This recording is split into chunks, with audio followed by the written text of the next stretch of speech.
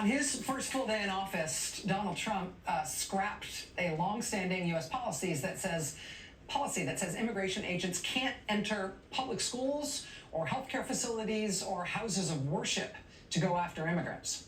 Today, people protesting that change rallied at a historic Episcopal church in New York. Yesterday, the city council in Ithaca, New York, voted unanimously to bar local law enforcement from cooperating with ICE raids. That's despite the Trump administration threatening to prosecute Ithaca public officials who don't cooperate with their crackdown. Yesterday, one school superintendent in Alice, Texas, posted a letter alerting parents that ICE agents might board school buses to check citizenship of school kids. According to information the school board had received, that letter went up yesterday. It has since been removed from the school district website. From churches to schools to city councils to parking lots, people are pushing back against this administration's attempts to harass and arrest immigrants in their communities. Today, Texas Congresswoman Jasmine Crockett was part of a group of lawmakers that introduced legislation to protect immigrants in sensitive locations. Congresswoman Crockett says in her district, kids are already missing school because parents are afraid of being arrested as they drop their kids off at school. She says families are also skipping doctor's appointments and even emergency care that they need because they're afraid of being arrested at the hospital. Congresswoman Jasmine Crockett joins us live now. Congresswoman, it's really nice to have you here on the show. Thank you for making time. Absolutely. What should people understand about the rationale for protecting places like schools, churches, synagogues, hospitals from immigration enforcement actions in the past? Yeah, I mean, here, this is very simple. First of all, I don't know my country anymore, right?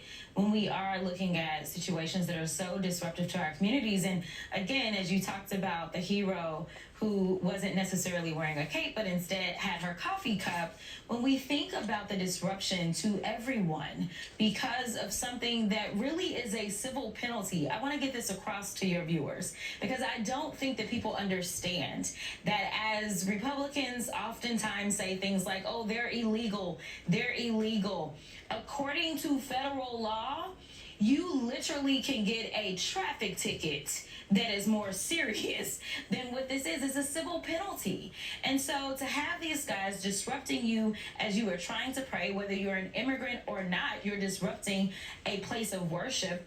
Or tell me about what type of liability, I mean, even if you don't care about the people themselves, but tell me about the type of liability that we may face if somebody literally is trying to seek care and then you take them away from that care and into our custody, right? Like, it doesn't make sense, not to mention the disruption that it causes for everybody else that's seeking care.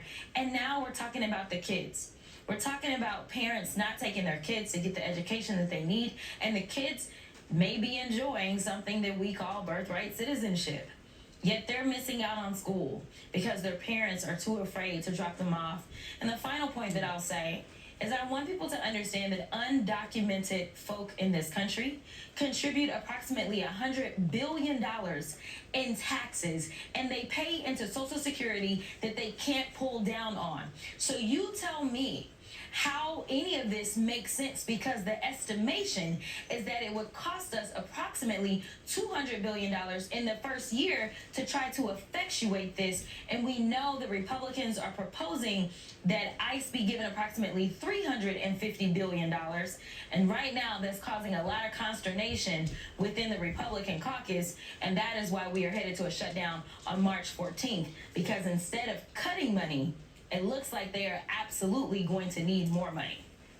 Let me ask you also about the impact, as a representative from Texas, who's been right in the middle of the culture war over this, but also who represents a very diverse district. It strikes me also that with some of these changes, not just saying we're going to go after people wholesale, and not just making it into a big propaganda spectacle and inviting celebrities and hand-picked media to go along to make it look like an episode of Cops. But in addition to that, by going after, saying we want to go after people in schools and in places of worship and in healthcare facilities, the cruelty there and the impact there is to really isolate immigrant families or families that have mixed status so that they can't participate in the fabric of culture the way they do right now, and in the basic fabric of services that we all avail ourselves of, so that they are more isolated, so they are more afraid, so they don't feel supported by their fellow Americans and the other people who live among them. I wonder if you think that is the aim, and if so, if there are other things that Americans who are not in immigrant families, people who do not face these same kind of threats, if what they can do to kind of bridge that distance. Yeah, you know what? I think it's that, but I think it's even deeper than that. What we've seen out of this administration is nothing but chaos and confusion. That is how they quote unquote lead, right?